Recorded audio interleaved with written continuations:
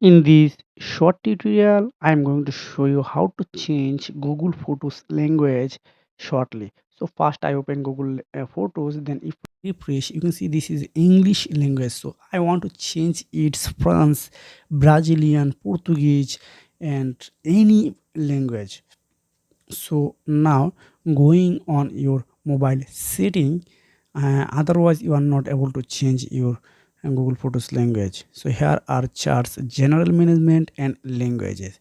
So you can see here are add languages. So here are chart your targeted language. If I replace, then it's Bangla. So I want to change its western visit, so Bangladesh, then set as default. So after a few seconds, it's automatically transferred to your targeted languages. So now if you going on your Google Photos, then refresh your page. Wow, it's already changes. So if you found this video helpful for you, make sure like and subscribe the channel. See you again, take care, goodbye.